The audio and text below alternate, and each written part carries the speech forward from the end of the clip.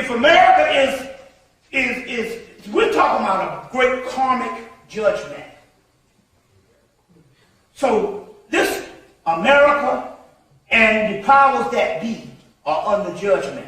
They say when the great towers fall, which is the towers in the Tarot, they say when the great towers fall, it represents the old garrison or the changing of the guards given away to the new garrison, or the new changing of the guards. And in this particular case, it's the influx of the feminine energy, which right now, if you don't line up with that, you don't get prosperity, and you're on your way out. There's a wave coming in, and there's a wave going out.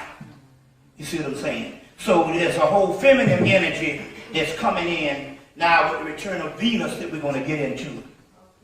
And you got to line up with that, which is encapsulated a masculine warrior energy that goes along with it, and that's where we brothers line up, encapsulated within the spiritual energy and the feminine energy. But it's all feminine. We'll go deeper into that type of thing. So there's a changing of the guard. There's a changing of the guard, and when the towers fall in the Tarot system coming out of ancient Atlantean, Egypto-Atlantean, Lemuria, or whatever, when the towers fall, it represents the changing of the old garrison. Well, in this particular case, there's a changing of the guard, so that means America is under judgment. You see what I'm saying? So therefore, they would have to pick a president that would be indicative of the insidious nature and the deceit. So in so many words, it's beautiful. I've been wanting this shit to fall for years. And God dog it, this white boy is doing it. He don't love you, black or white. He said, let's do this thing. Let's push the button. Say, look, quit talking and let's wreck this country to do it. Because I'm following what my boss and them told me to do. Okay. Which is the Bank of England, the Queen, and all of that type of thing. You got to understand what's going on. Y'all all right? Yeah. Y'all all right? So in so many words, to the dumbfounded, it's the worst of times. You know what I'm saying? Now, it's been the worst of times since we got here. Never really let up. But to them, you would think that we just came off a serious vacation. Nigga, you've been suffering since the beginning. Taking shit on them jobs. Scratching when you don't itch. You see what I'm saying? Now, all of a sudden now, you crying the blues. You want a better America. But then again, on the other hand, how could a land of slavery and the massacre and the murder of millions of people ever be a better anything? Hell, we got civilizations that started on high and failed. And here's the one started on low, and you are dreaming for a better America? That's why it's beautiful. It's beautiful. That we know that now, you with your $50,000, $75,000 a year job, and you shaking because you know that you got to work hard to get that money. You got to eat some shit to get that money. You see what I'm saying? And this humbles us. You know what I'm saying? I love it when we say the so-called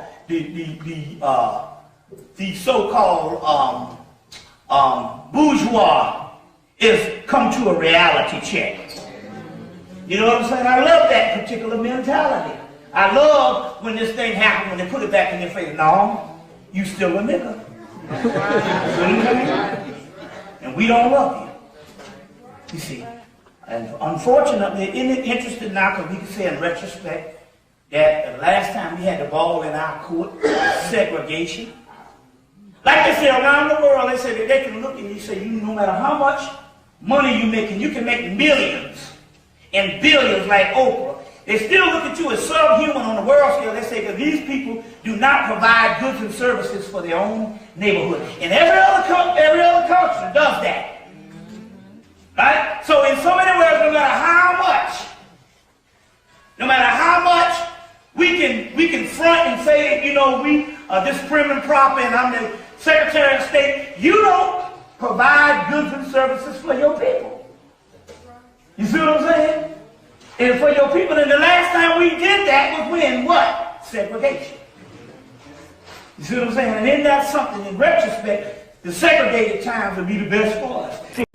General Hospital they done had a clone up there and made a clone and all. On General Hospital, got what that Dying Light. An actual clone. Now this is supposed to be based in reality. But then again, what is reality? You see, that is reality. You see what I'm saying? They even had one on the movie Avengers. Uma Thurman had her actual clone on there. So, you know. Now this is interesting because they got this doggone movie coming out on Eddie Murphy in prison in 1930s or something called Life. Now they don't stop at nothing to degenerate and degrade our ass. First of all, to make fun of 1930 prison is to make fun of a people's Holocaust. That has been our modern day Holocaust, prison. Because even if you don't kill the person, you've taken that person's life, he just as well say he's dead. You see what I'm saying? That is, but then again, on the other hand, some of our people wake up in prison. But then again, that's the doggone spirit compensating. But my point is, for the mere fact, here's a man that's got millions of dollars. He was able to work in the 1980s when they weren't putting black people in movies. My point is even if it wasn't making a fun of the 1930 prison system, why would you even do a fucking prison movie now when you're rich? When you know that prison now has become synonymous to black people. Now this is interesting because you gotta look, they never, see this thing, we know that Hollywood is such a mind control instrument until it's the subtle things. And I saw this thing, now Farrakhan, excuse me, Seinfeld, well I equated Jews and Farrakhan and all that kind of, well he in with them now, so, you know, ask Edgar Brockman and all, but anyway, Seinfeld hardly ever have any blacks on the actual show. Right. You see what I'm saying? But it's interesting. What's your boy named George Costanza one day was dating a girl in prison. And he went to the prison to see her, and boom, up walks this black woman in the prison. Well, reality is we got black people in prison. But my point is, if you're going to be in the middle of downtown New York City and you hardly ever show any blacks, and that's not reality, why get real when it comes to the prison shit? See, you got to look at the subliminal seduction behind that. You see what I'm saying? You don't show black people downtown New York. You see what I'm saying? You don't show black people at all majority of the episodes. But all of a sudden you go to prison, you're going to get real and show black people. You can understand that that's the design. If you make a conscious effort not to show black people at all, why you going to make a conscious effort to say, I'm going to doggone create a prison thing and I'm going to put a black woman pass by? And she just passed by. And I saw that. You see what I'm saying? There was another movie I saw called Dangerous Beauty. And it was about this woman, they taught her how to be a concubine. And it was sometime in Venice, and it was somewhere set about 200, 300, 400 years ago. And in so many words, she fucked her way to the top because her mama taught her how to shake her money maker. And it's about this white woman. Now it's interesting because in the movie, they were being threatened by a neighboring country that was going to come in and kick their behinds. So they needed the French, because this is in Venice. What's that? Where's Venice? Italy. So they needed the French to come and help them fight. But in order to get on top of the King of France, you had to appease his dick, because that's all he's about. He just want to screw. He about like Clinton ass. So they had to come in. So this woman, this girl who was the hot shit, the hot hoe in town, the white girl, they wanted her to get down with him. But in offering up the so-called concubines of the prostitutes, they come out with all of about 4 or 5 prostitutes for him to pick from, and here's a big, tall, black woman in the middle.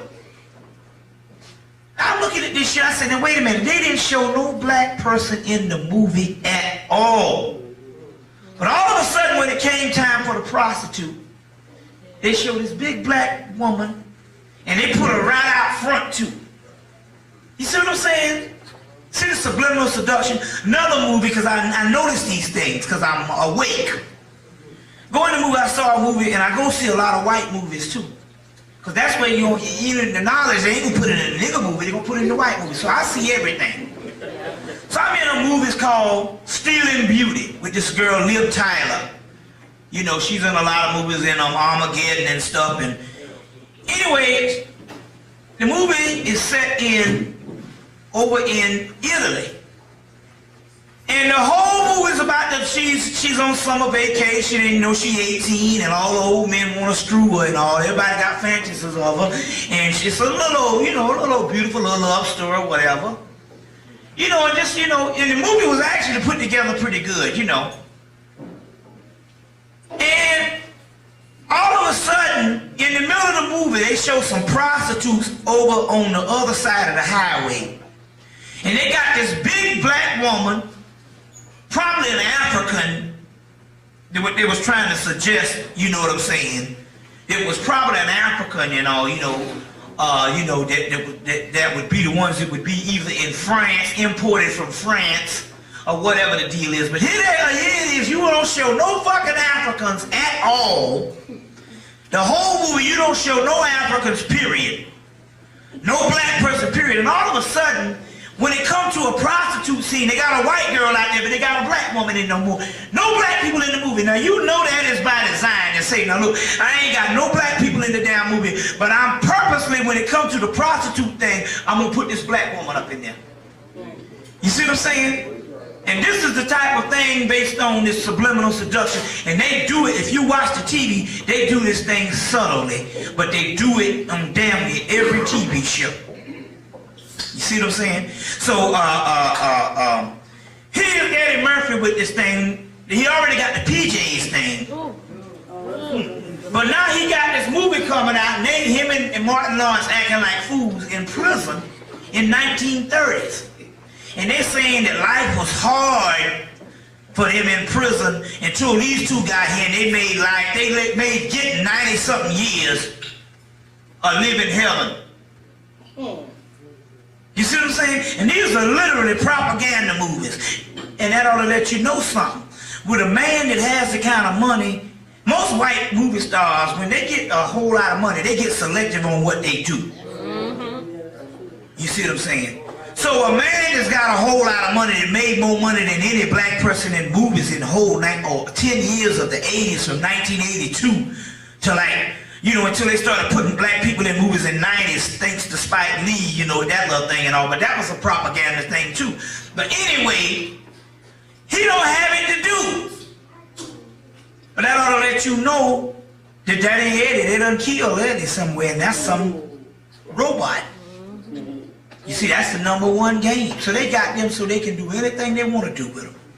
You see, and it's just some things to just understand on how all this particular stuff is actually going down at this particular time.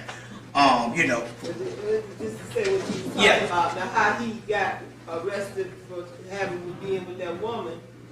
Yeah. And then, so now he just doing something. I mean. Right. I mean, they just following. And see, that's the policy now. No one gets out of Hollywood or any type of entertainment, not unless they're shown as some type of a freak. They're all into the body, and everything you see, especially in January, you get the Weight Watchers commercial, you get the Jenny Gray commercial, you get the Spa 9000 and all these damn holiday spas and all this here. And what it is they're focusing on the shell. They're focusing on the shell. Now, at one time when we had to be here for certain matter of time, we used to use the diet and all that for the shell also too. But the diet basically now is to just literally raise your vibration. Not necessarily to live long and all. Who gives a damn if you check out of here, because this is hell. But the key is now the white people are focusing more and more on the doggone shell. And the false idols, what we call movie stars, and these icons that we follow. And that's why every white woman in Hollywood is like a pencil and stuff like that. You see. So what the deal is this, and so this is the point on which is actually killing us. So the Shechem, which is the burial place of the mummy Osiris in the ritual, is the burial place where you are buried. And it says the deceased is buried in the mummy of Shechem, which means in actuality, in real life, in the physical, you are actually dead for the simple fact that you live only within the particular part because you are hibernating. So we are not really living in the simple fact that we are dealing with the actual physical, which means it doesn't exist, so your life does not exist. So in one aspect on how to raise yourself spiritually is to basically minimize everything that you do in everyday life that you think is important really is not important. Because this is nothing but a damn prison house. You know what I'm saying? Prison is the only relative when you're in prison. But once you get out of prison, you don't want to damn understand what's going on in prison because you no longer need that anymore. So that's the same thing what we talk about here too. It's only relative based on your situation. And the circumstance dictate the agenda. So what you do is you take your agenda and turn it away from the damn circumstances by basically ignoring the things that you think is important. Now, I'm not talking about basic necessities, but I'm saying any type of tradition that you think that's emotionally important is not. You see what I'm saying? And any type of philosophy that you claim to, that you think is emotionally important, is actually not. Also, it says the well of Jacob near Shechem is also the well of Osiris near Abydos. So Jacob in the Bible just means Osiris, and Osiris just means the black body. Also, to let you, I know some time is going, I know things is getting up, and I know things are getting near, because see, the witches and all that, they deal in the metaphysical realm and all of this. Now, they got some witches, they can't get to us. They be trying to put the mojo on me and the sister. They can't get to us because we on a hope, we not even in this dimension. Like one of the sisters from Charlotte, she got this brother, he's a Christian, but he's a Christian, but he's a real master psychic. So she tell him, what about this brother? What about this brother? He was telling them all about these people. When they got to me and the sister, they was like, well, I don't even see them.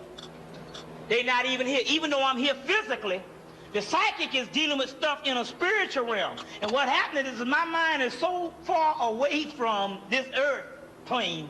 As a man and woman thinketh, so is he and she. So I'm like, I don't even think I'm here, so therefore I'm not here. You see what I'm saying? So now these witches try to put this voodoo on or whatever. They using our stuff, so they be giving me juice. I be like, hey, shit. You using my gods and shit, they gonna come and give me juice. So they put this thing, they couldn't get to us, but she had some dreams about, and the only reason why she remembered it because I woke her up that night. But she had these dreams of, she said, we driving in our little black car, and these witches are throwing these bombs at us or trying to shoot at us, but they can't hit us, but they're hitting the car. So last Friday, we in the car now. We done had a clutch put in the car twice in 6 months. A clutch. You know what I'm saying? I mean, you replace the clutch, but that's something that's supposed to be you drive. How's the clutch gonna break up? So we driving the other week, and the clutch break down again. We just had it 2 months ago. They put another clutch in. So we pull up the Juju house, the brother house, and we leave the car there. Then Wednesday, out of nowhere, a parked car parked almost on the damn sidewalk. This other car comes and hits it and totals our car. And the brother hauled ass. And we understood what happened. They put the juice on the car so they can take us out while we on the highway. But it ain't going down like that because, like I say, my shit is powerful than that. You see what I'm saying? So the spirit said, okay, then boom, we're going to break down the car and park it there, so then the next week, so the witches won't have a chance. Now, we had a lecture, another one in South Carolina in January.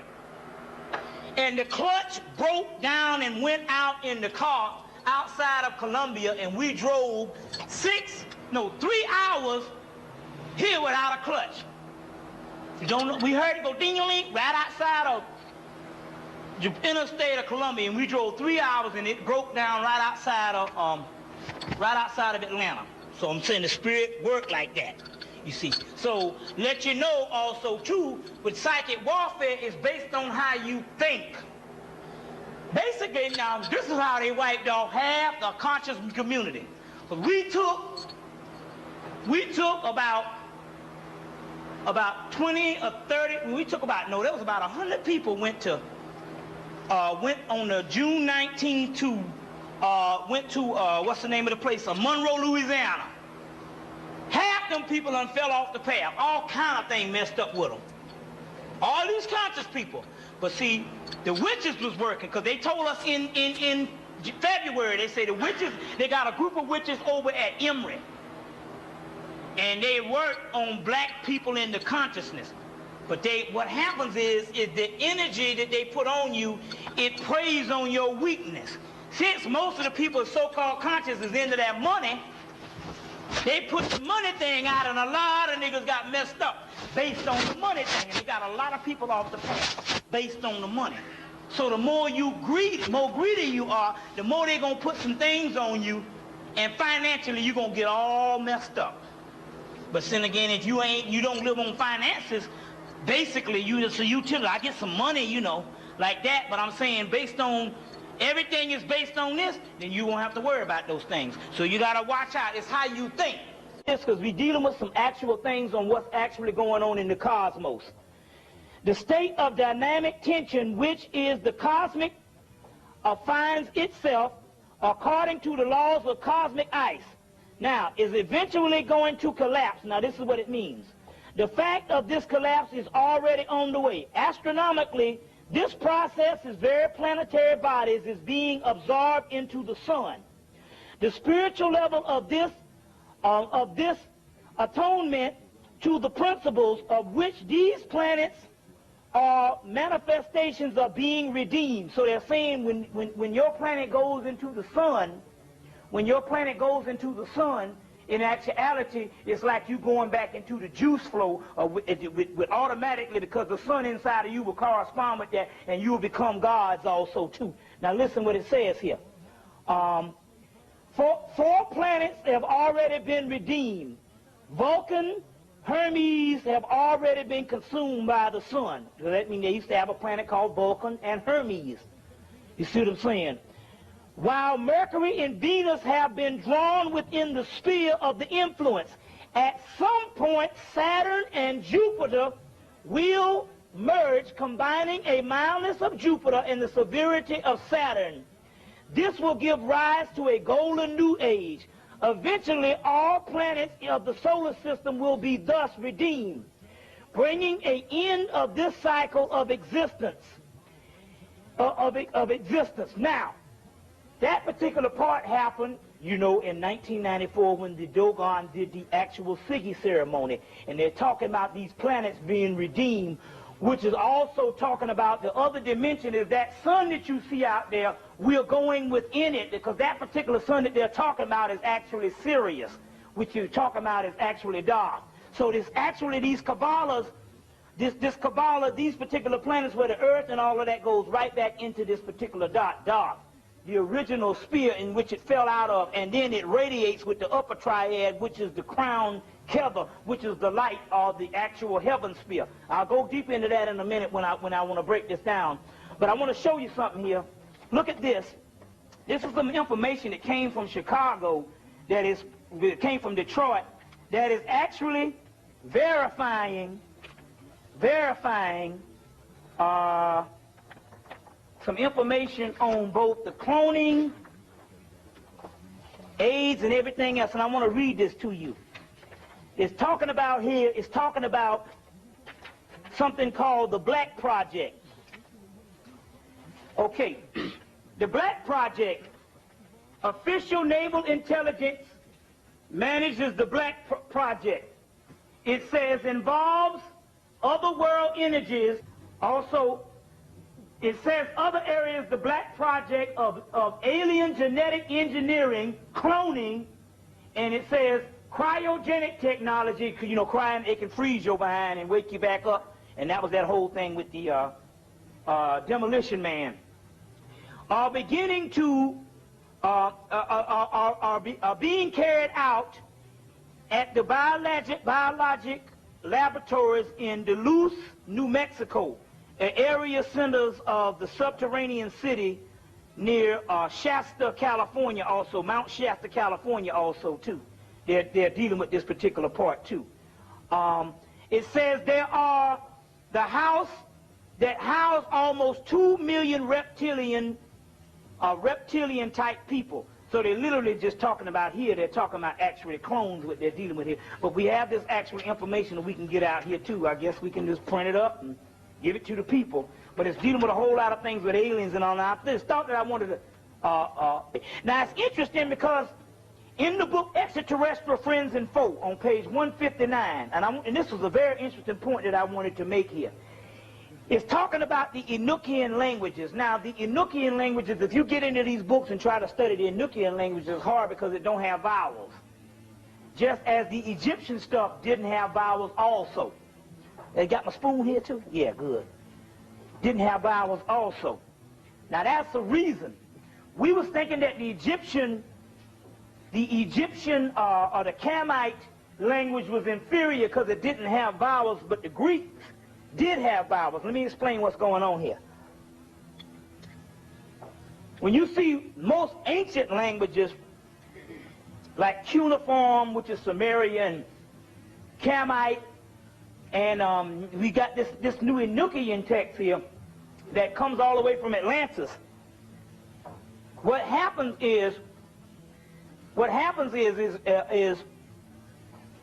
they don't have vowels. But the Greek stuff has vowels, although the Greek language was invented by black people.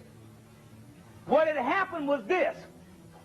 During the time of Hemmitt, for the most of Hemmitt up until the later time of Hemmitt, they did not speak. As well as Atlantis and other ancient cultures, they used telepathy. So they didn't speak. As the vibratory rate slowed down, they had to use more speech, and this voice developed. So the first languages, they spoke without vowels, because vowels is basically most of the language. You know, you have the, vowels is most of the actual language. You see, so they didn't speak with vowels because they didn't speak it first. So the first languages, you see, they didn't have vowels in them. That's real key. So by the time the blacks in Greece that put together the other languages that the language came along, what happened was that they had vowels in it because we had slowed down to a particular level that we needed to use speech basically for our ways of communication. So when you see these things, they don't have vowels, it doesn't mean that they're inferior to Greece. It means they're superior because they didn't have to speak as much. They didn't need the voice as much. So it's interesting here because it says the Enochian Langua, it says Francia, it says a space race much, and it says this particular Enochian is a Langua, a Francia, which is a space race, and much as Swahili was a Langua Swahili to the many African languages. And it's basically saying here that the actual Enochian language, this angelic language and stuff of this space race, the only thing that they can find that even fits closely to it is Swahili and other English languages. So this is other stuff that's actually dealing with the actual, actually showing you that they're verifying on Extraterrestrial Friends and Foe in this particular book. They deal with it on page 159 that they're actually dealing with the actual languages, and they're basically saying in actuality that we are advanced. That this remote language, that this so-called Dr. John Dees, when you read this stuff on Enochian, you're going to think that John Dees channeled this stuff in the time of Queen Elizabeth. What the deal was is, Queen Victoria, I think, excuse me. What the deal was is John Dees had gone into the British Museum and had found some stuff that the Moors left behind. So there's texts like the Solomon, the Greater Key of Solomon, the Enochian text, and all the Necronomiconic texts that the Moors left behind. Thousands of these ancient texts from around the world, from Atlantis and stuff. They left this stuff behind in the University of Salamanca, and later on it became property of the actual British Museum. So what happened is Dr. John Dees, who was supposed to be the inventor of this Enochian language, or the first person to communicate with these angels, in actuality all he did was translated some Moorish stuff. Because ever since the white people have been dealing with this particular information, this particular Enochian stuff has been killing them, burning them up, and all kind of stuff been happening to them. And that's just some more of our energy that they are not in the biological makeup to handle. Well, what happening with fertility drugs is the reincarnation cycle is over. The reincarnation cycle was a low method used to trap souls and spit them back down here to the hell region. But after eons, it got so tired and so weak until it couldn't support trapping the souls.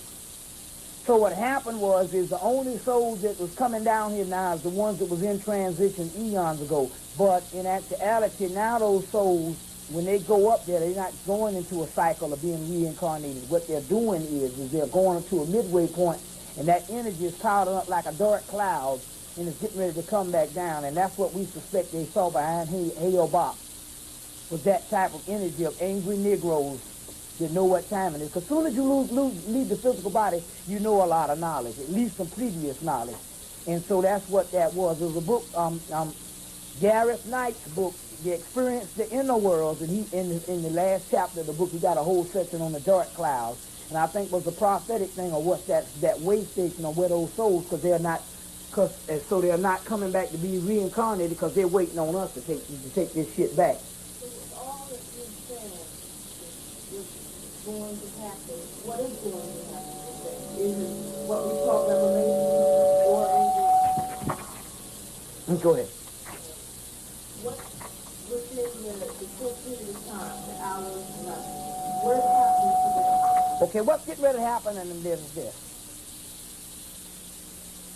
The spirit could come in and literally take that energy from them and take it back to a lower astral realm and then burn up the lower astral realm.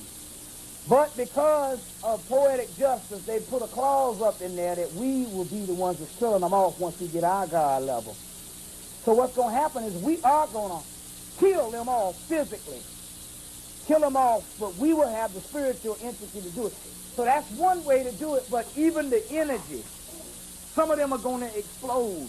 And all of the energy on this artificial realm is just literally going to burn up after we kill up a couple of million of them. Just burn up and just disintegrate back into carbon atoms. No, us. The ancestors is us. We are the gods, and the ancestors, the one that passed on, they are just like us now. They just don't have a physical body, and they're waiting on us. But once we all gonna be the glorified spirits in a few minutes. So it's all of us, top and bottom. You see what I'm saying? That's the concept. You see what I'm saying? That's the concept. It's us. We are the gods. They made the conclusion in France. Egyptologists made the conclusion that after it take them years to advance the stuff. After years, in 1994, they made the conclusion. They said, hey, these gods, man, is back living on the earth. You can imagine where the hell they are. Ain't here. We're not, see, what you don't realize is this is how dramatic this shit is.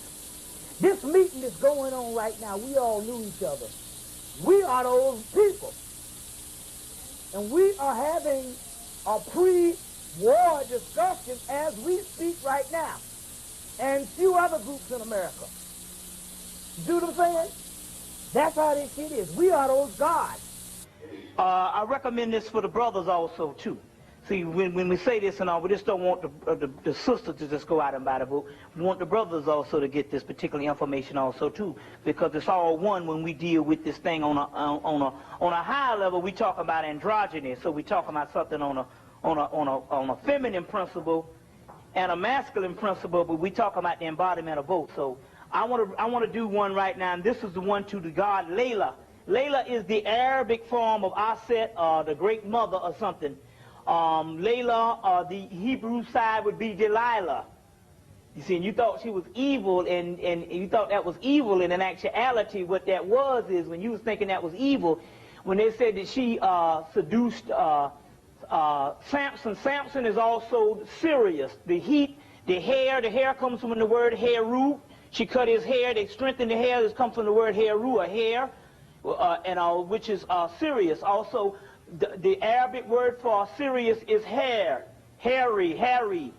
And when you get the word Hare Krishna, which is Sirius Christ, Christos, which is also talking about the same sun, the sun behind the sun, Sirius. So Delilah, which also comes from the Arabic word is Layla, Allah, which is talking about the triple blackness of space, which is talking about the womb.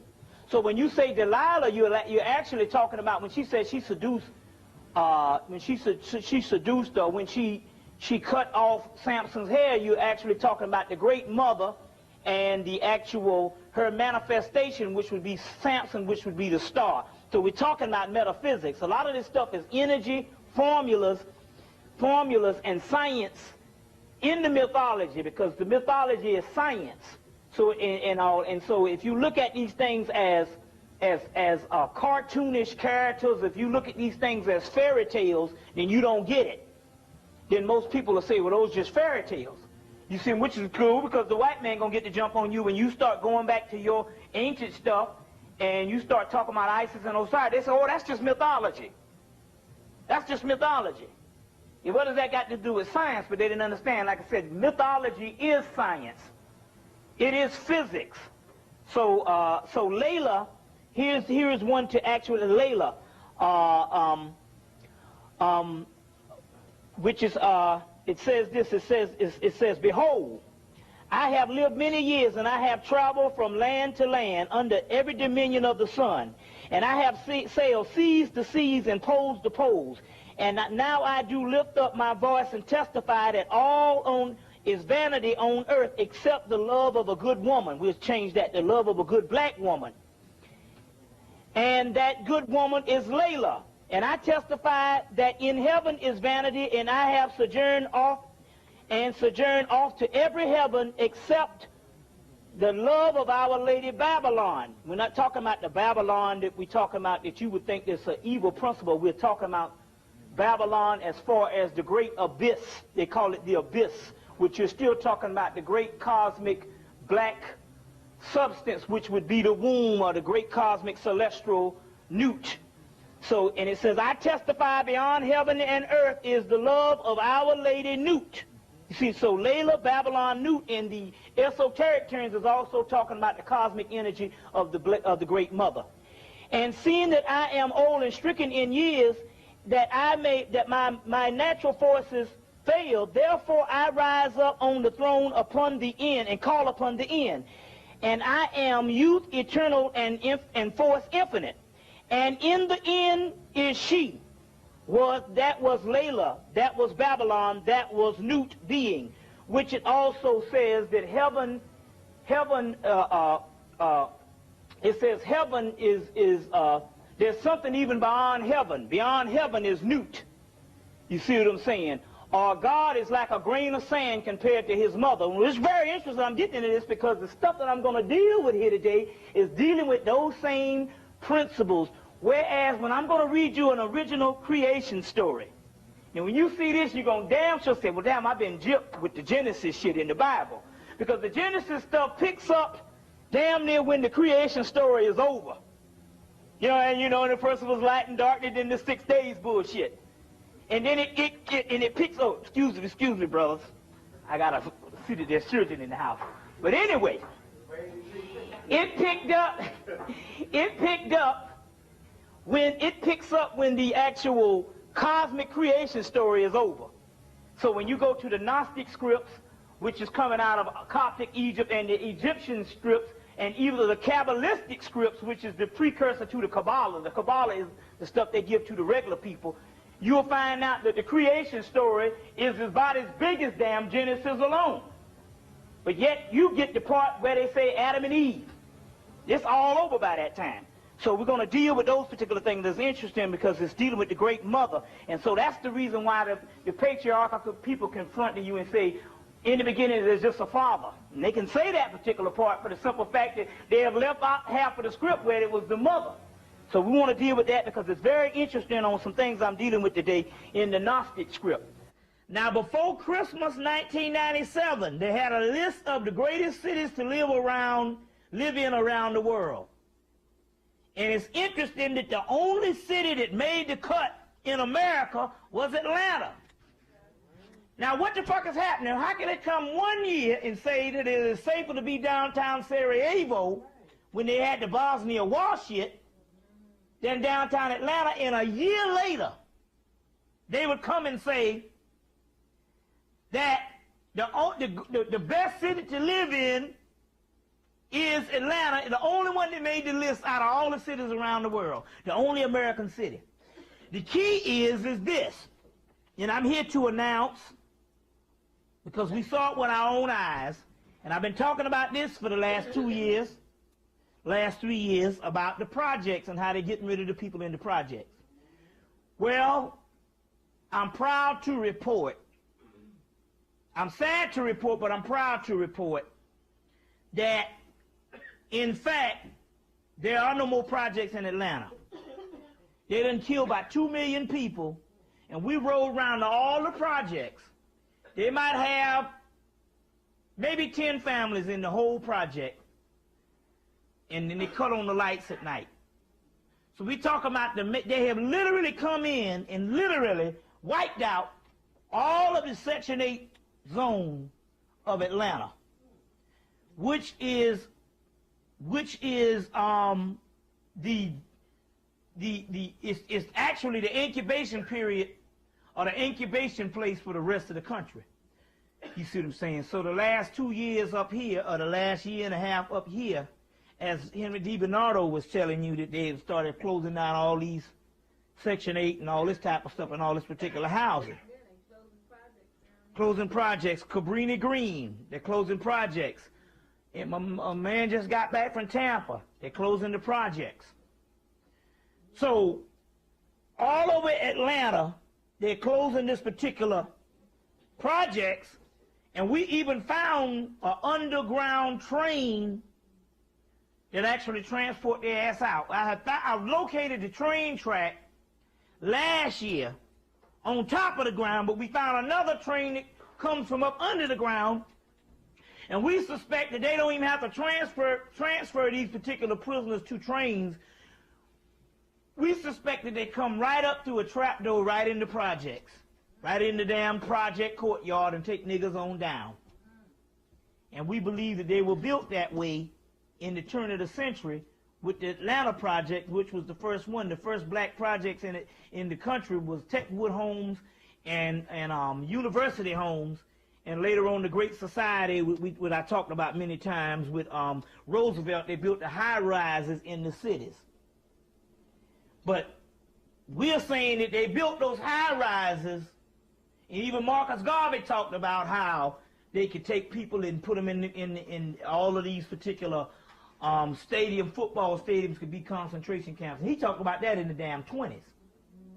So we understand that if this shit was prevalent in the 20s, you know, when they built these particular projects, they built underground cabins which they can take their particular people back. And we're going to get into a little bit of that tomorrow to let you know on a certain clause or a certain thing that they're dealing with. But that's tomorrow. But tonight we got to deal with this devil thing, and we got to kill Jesus. Their sexual conduct is reprehensible because they're asexual. They are given to drink and quarrelsome and murderous. They will indeed not reach the west, but they will land in the neither world. The west, which means the sun rises in the east and the end time sets in the west. But the neither world is talking about a lower astral plane. You see what I'm saying? The lower astral plane also. So we do have this particular, and I think I've held on to it long enough to actually go in and print the particular book out. So what I'll do is I'll give it to somebody and let them have the task of printing it out and all, and then, you know, we'll just sell them as it is and all, and you can actually study that also too. So I just study that also too. So now, also now, we're dealing with some things, as when we're dealing with this about the, and I started telling you about this the other week, other day, about them patenting DNA. They putting patents on in this archaeology magazine, September, October, the quest for DNA, tracking modern human origins, and the fingerprinting the pharaohs and the queens. So they're also talking about this particular DNA patenting, or also the quest for DNA. In this particular one in Archaeology magazine. Now remember now, in research, if the magazine is off the stand and you can't get the magazine, you basically just go to your local library, and they always have stuff on microfilm. And you microfilm it and then you print it out. You understand? So this is ways you can also get things also too. And also too. And I was using the bathroom in Delilah's house, and she had this in the bathroom and all, and that's how I was able to find it. And all, you know, also able to find it. So they killed Diop, which is very interesting. Also, like I said, that Michael Jackson, and I mentioned this at Reverend Valentine, but we want to put it on the tape. We want to document a good tape because I was cut off the other week and wasn't able to finish it. So for the last night and the night, we'll make up the 2 sets, and I need to document certain things that I said. But like I mentioned at Reverend Valentine, that Michael Jackson basically, when he did his skin peel, the acid peel, anyone knows if you peel your skin, the melanin will grow back, and the spots will be even darker than what they used to be. That's like people used to take the amber and the archery and put on their face, the bleaching creams, and then when the sun hit them, they became blacker than what they were before they got bleached out. So what happens is, in order for Michael Jackson to remain white, the doctors with laser surgery went in and basically, and I don't think that he knew what was going on, and they basically lasered his pineal gland so it wouldn't secrete melanin. And they altered it. And basically with laser does a lot of burning and melting. So if you know anything, if you was to get something was to hit your head the right way, and something if you got burning in your head, if those pores are slicked over, it will never produce hair anymore. You can't grow hair anymore there. So it's the same thing with the pineal, or any type of thing that's slicked over, it becomes like a cast. You see what I'm saying? And you won't be able to actually produce anything. So basically they lasered his pineal gland, and that's the reason why he can't produce melanin. And so now he's worse than the European. He can't go in the sun at all. You see what I'm saying? Can't go in the sun at all. But it also just goes to show you how far this beast is going, and also too. Now I also talk about in the Crowley mythos that you talk about 418, which is 1 plus 4 plus 8 is 13, and 13 is a lucky number for black people. There's also in the Crowley mythos, and if you study any of the stuff, the number 718, which might I add got to be pretty spiritual, for the simple fact that 718 is also the area code for what? Brooklyn? And the Queens? Brooklyn, Bronx, and Queens. You see what I'm saying? So that's very interesting. But 718 is another word for the union of melanin also.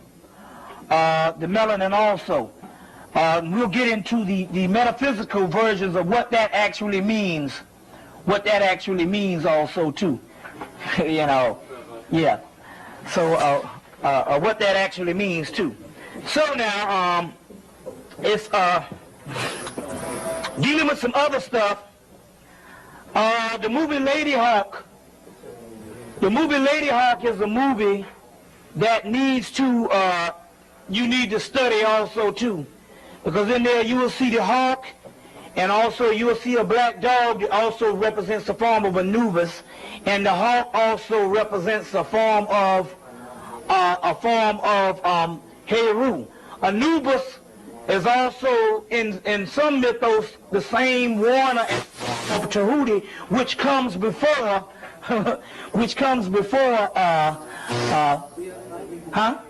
I don't want to interrupt that. I just want to talk outside for a minute. Okay, well, I'll tell you what we're going to do.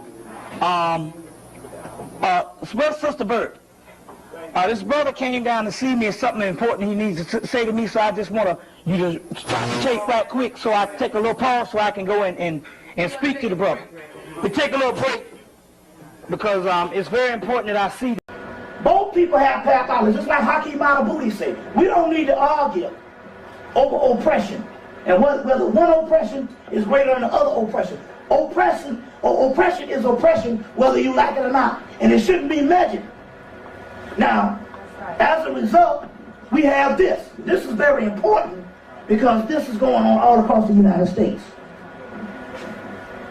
There are sisters taking a vow of celibacy, a rapid pace, but they're not taking the vow of celibacy because psychologically or some type of way they just don't, some moral reason they don't want to fuck. And all this kind of shit here. It ain't got nothing to do with that. Hell, because the one fucking the most is the Holy Sanctified. You up in here misconscious and all with your celibacy shit. The Holy Sanctified is like, yo, I'm going to ask Lord to give me tomorrow morning. They're the one that's fucking. The key of what I'm trying to say here is this. There's thousands of women taking vows of celibacy for this particular reason. And this is a psychological pathology. They have bought into this particular science that if I can't find Prince Charming, Mr. Right, Mr. Perfect, I'm not going to have sex at all. I'm letting you in a little secret. You need to understand this right now. Prince Charming ain't coming. So you might as well give me the brother on the bicycle. Give me the brother on the bicycle, because Prince Charming is not coming. And you got psychological, they got whole women that's going and they're getting their PhDs. You know, and one sister said, damn, she said, all these sisters are going back and they get their PhDs. And she was saying, well, damn, am I missing out on something? She started looking at college enrollment, too.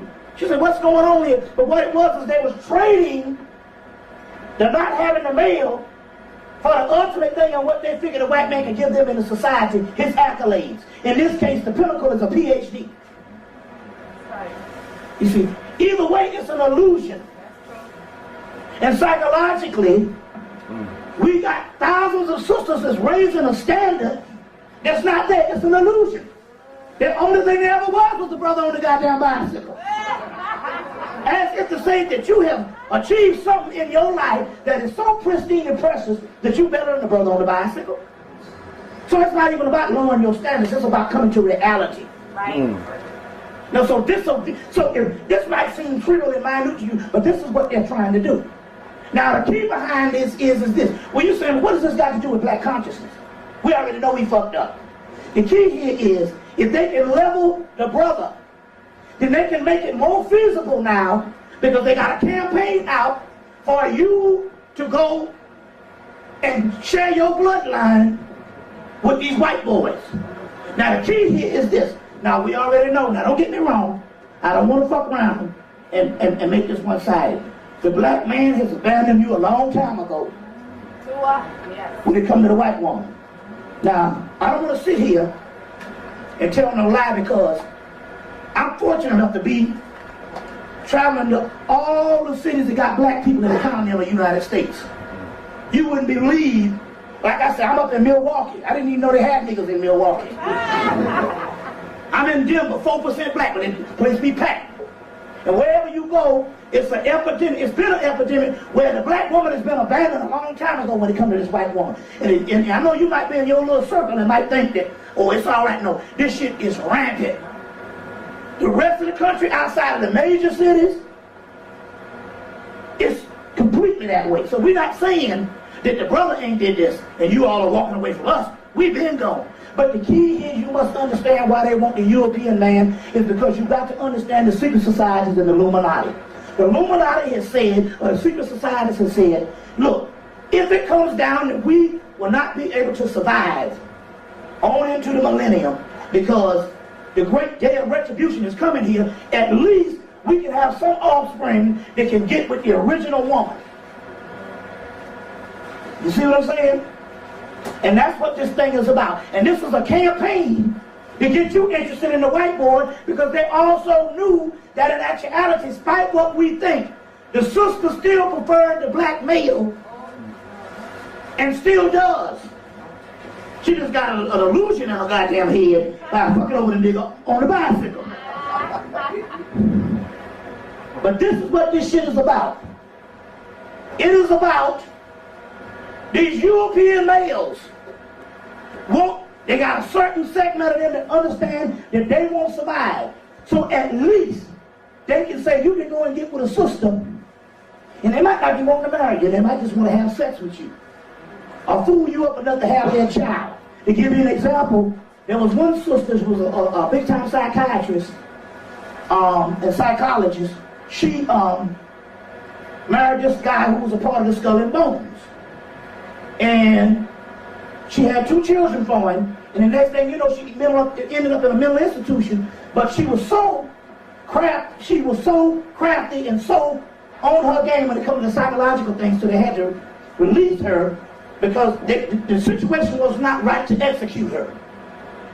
So they had to release her. So the guy said, okay, which way? I'll let you live, but you cannot have your children back. So she had to hightail it and get the hell out of damn Boston, you see, and leave her kids behind. You see, that's because he needed those kids for a certain offspring. So that's what this is about. That's what the movie Monsters Ball is about. That's what Girlfriend is about. That's why they're dealing with these types of things. Because they will suggest to you, like you say, psychologically, when it's okay for the sister to get the white boy. You got to understand the blueprint on how this thing goes. Y'all all right? Yeah. Okay, let's go on.